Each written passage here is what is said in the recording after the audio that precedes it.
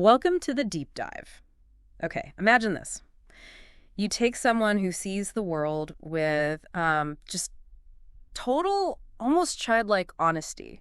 Right. And you drop them right into a society that's just boiling over with secrets, ambition, and these really intense, sometimes dangerous passions. Yeah, it's a collision course. Exactly. So who's the real outsider there? That's kind of the big question we're digging into today. And our source material for this deep dive is a set of really powerful excerpts from Fyodor Dostoevsky's novel, The Idiot. Mm-hmm.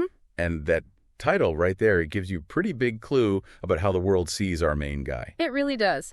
So our mission today is to get into these pages, try to understand the, fascinating and often really troubled people in the story. And pull out the key insights Dostoevsky's offering about, human nature, society, all of that. Yeah, not just the plot points, but really trying to connect with the protagonist's experience, see what lessons maybe we can take away for ourselves. And maybe, just maybe, find some empathy for this character who really challenges our own sort of social norms. Definitely. So the story kicks off and we meet Prince Nikolaevich Muishkin. He's on a train. Coming back to Russia after years away in Switzerland, for his health specifically. Right. The sources mention this strange nervous malady, a kind of epilepsy with convulsive spasms. Yeah, it's part of him, this condition. Yeah. But as we'll see, it's only one piece of what makes him so unique. His journey really starts like the second he opens his mouth to the strangers on that train. And that's where you immediately see him for who he is, isn't it? He meets Rogojin and Lebedev. And the source highlights his, quote, surprising readiness to just answer their questions. No filter. None. It says there's no suspicion of any impertinence or inappropriateness. He just talks about his illness, his life, everything. The usual social guards are just down. It's almost startlingly open, isn't it? Mm. And you see his unique viewpoint, his perspective, crystallize almost straight away, like in his description of capital punishment. Yeah. And this isn't just like an opinion. It feels deeper, like a core insight. Yeah. He calls execution immeasurably more dreadful than is equivalent to his crime. And even far more dreadful than a murder committed by a criminal. Right. Why? Why does he think it's worse than murder? Well, his point is that the condemned person knows exactly when it's coming. Yeah, that's certain. They lose that last hope. They face this terrible certainty. Most people worry about the pain, right? Mm-hmm. But the prince, he zeroes in on the psychological torture. Knowing that precise moment, hope just vanishes. Wow. That's the kind of empathy he brings, isn't it? Seeing things from an angle nobody else considers. It's incredibly powerful. He sees suffering others just don't register. And there's a other story he tells from Switzerland about Marie. Oh, yeah. The young woman abused, then completely shunned by everyone, even her own mother. A really brutal situation described in the excerpt. Terrible. The villagers are cruel, the men say awful things. But the prince, even though he's fragile himself, he connects with the children. Defies the adults, right. Gets in trouble for spoiling the children because he tells them the truth about Marie. And the result is just, well, it's amazing. The sources capture it beautifully. The kids, because of his compassion, they start reaching out to Marie. Bringing her food, kissing her, saying, Je vous aime, Marie. I love you, Marie. It's such a small thing, but... But it shows his power, right? Mm-hmm. His ability to spark real, simple kindness in a world that's just soaked in judgment. So think about that introduction. He arrives, drops all his defenses, talks openly about his problems, offers these deeply felt observations. How does that land for the other characters, for us reading it? His openness feels, well, almost uncomfortable. Yeah, because it challenges our own skepticism, our own learned caution. Right. And it makes you wonder, is it his condition? That intense clarity he sometimes feels before a fit, does that let him see past all the social masks? Could be. It certainly makes others react strongly, sometimes with confusion, sometimes they try to take advantage. And he's immediately thrown into this world just swirling with intense reactions and, hidden motives. First off, there's Rogojin, the guy from the train. Rogojin. Suddenly wealthy, passionate, volatile. Totally. And his obsession with Nastasia Philipovna, it's immediate, all-consuming. Remember that chilling line the source gives us about her? He knows for certain that the knife awaits her. Oof, yeah. Foreshadowing that violence born from this desperate, possessive kind of love. And then there's Nastasia Philipovna herself.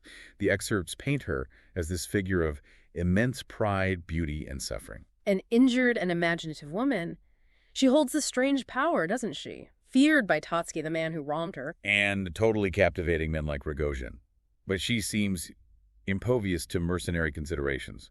Her pain isn't about money. It runs deeper. Then you've got Ganya, Gavrila Ardalyanovich. Right, Mr. Ambition.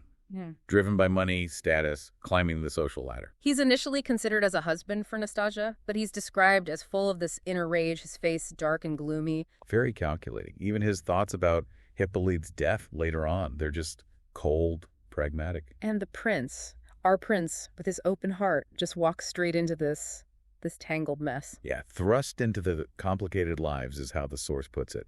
That scene at Ganya's house is electric, isn't it? Yeah. When Nastasia and Rogojin just burst in. Oh, yeah. You can feel the tension crackling. Years of history, desire, resentment, all in one room. It's a total powder keg. Rogojin waving his money around, Nastasia being defiant and magnetic, Ganya just seething. And the prince, his reaction is almost tragically simple. Drink some water and don't look like that. Yeah. Trying to apply basic human comfort to this, like, opera-level drama unfolding around it. It really shows that disconnect, though. How can simple goodness, simple empathy, possibly navigate forces this complex, this destructive? And that challenge just gets thrown into sharper focus with the whole Burdovsky incident. Ah, right. This group shows up, led by this guy Burdovsky, claiming he's the son of Pavlichev. Pavlichev being the prince's late benefactor, the one who supported him. And they've got backup characters like Keller, the boxer-turned-writer, and Hippolyte, the young man who's dying. And they basically just demand money. They present themselves as wrong, entitled. Keller even writes this nasty article attacking the prince. The source calls it having a disregard for style and decency. But the prince's reaction, it's not anger, it's not defensiveness. No, it's genuine distress, confusion. He actually apologizes, says, "I have done you a great wrong. I was deceived. Forgive me." He even offers them money, not because he fully buys their story, but because he's upset he might have caused pain somehow. And how do they react? Misunderstanding? Rejection? It perfectly highlights how he just doesn't operate by the world's cynical rules, doesn't it? He assumes good faith, feels remorse instantly if he thinks he's erred, tries to offer practical help. Well, they see everything through this lens of, like, transaction or perceived insult or maybe just plain exploitation. And then you have Hippolyte mixed up in this too, the young guy dying of consumption who reads his incredibly long philosophical piece, My Necessary Explanation. Right. His relationship with the prince is so tangled. Part hatred modified, the source says, part wanting connection. He's facing death, but obsessed with explaining himself. That need for external validation, even at the end.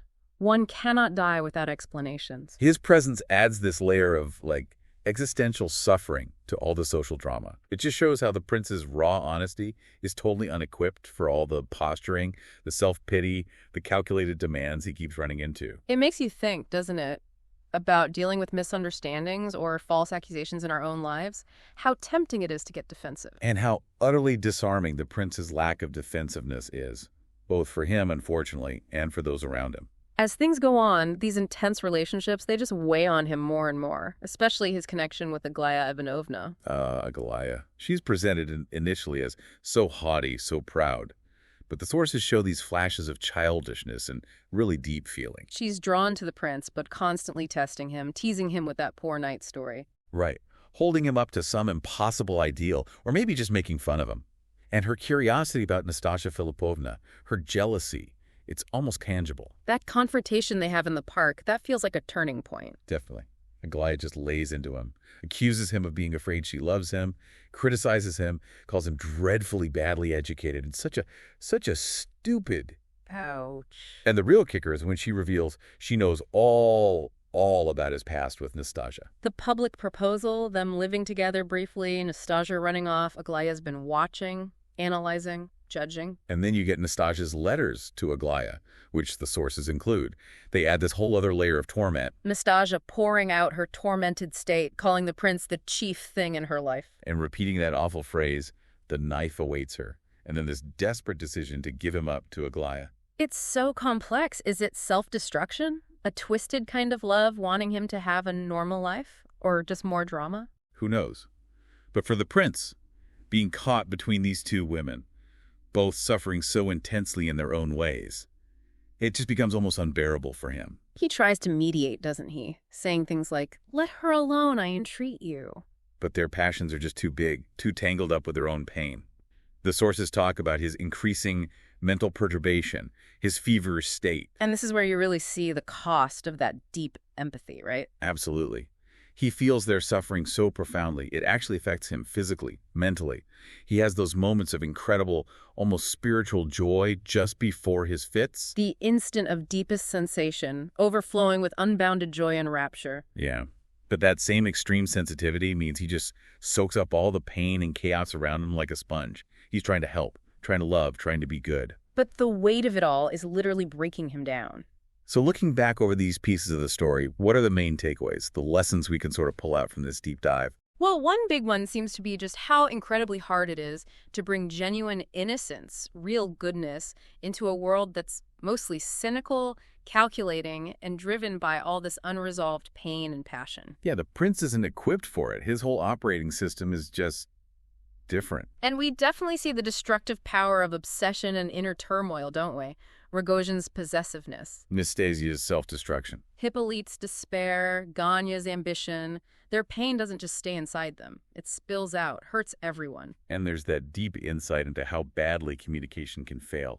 Even when people want to connect, their own pride or pain gets in the way. Like the Dostoevsky thing, they see generosity as an insult.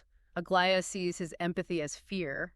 But it's not all bleak. The sources do show these little glimmers of hope, right? Yeah, like the children-loving Marie, Kalia's loyalty to the prince, even small moments of decency from unexpected people like Keller or Lebedev. It reminds you that people are complicated, capable of terrible things, but also surprising kindness. Maybe the biggest lesson, though, and the one that really helps us empathize with the prince, is seeing the huge personal cost of that profound empathy. Exactly. His ability to feel so deeply is also what makes him so vulnerable. Trying to absorb and fix everyone else's suffering doesn't heal the world. It leads to his own breakdown. He's not an idiot because he's unintelligent. He's overwhelmed because he feels too much in a world that maybe feels too little or feels the wrong things. Right. He's like a student trying to learn from a textbook written in a language he can't understand because his own moral compass points somewhere else entirely. He tries to operate on honesty and feeling, and the world just keeps punishing him for it. Which brings us inevitably to the climax. Yeah. We don't see it happen directly in these excerpts, but we see the devastating aftermath. We see the buildup. Aglaya wanting to see Nastasia, the prince filled with dread, afraid of the woman herself, Nastasia Philipovna. And then that awful, desperate moment. Nastasia clinging to the prince, crying, "Mine, mine!" Hysterical. Rogojin just walking away silently. Leaving the prince trying to soothe her like a little child. And then the excerpts jump ahead, hinting at the end. The prince goes back to Rogojin's house. And finds a pool of blood. Nastasia is dead, killed by Rogojin just like he predicted. The knife awaits her. And the final picture we get of the prince is just shattering, violent shudders, another fit, collapsing into this enfeebled and humiliated condition. And this is Epanchin weeping over him. It's the tragic end to his journey through this world. His attempts to bring light, to heal, are just swallowed up by the darkness and pain he encounters. He couldn't save them. And trying destroyed him. Yeah. So, wrapping up this deep dive into these excerpts from The Idiot, we've journeyed with Prince Muishkin, seen his struggles against this intense, calculating world, and witnessed how deep empathy can be both a light and, well, a crushing burden. He really emerges not as a simple fool, despite the title, but as this truly tragic figure. His radical innocence, his overwhelming feeling, they just highlight the flaws and the pain in the society around him. And maybe society's inability to handle true goodness? His fate seems tied to that. Which leaves us with something to chew on. Yeah. In our complex, often pretty cruel world, is trying to live with absolute honesty and compassion an act of, I don't know, impossible strength? Or is it, like the prince's story suggests, maybe an inevitable path to getting crushed? What does his fate tell us about the place and the cost of real goodness in society? Definitely something to think about.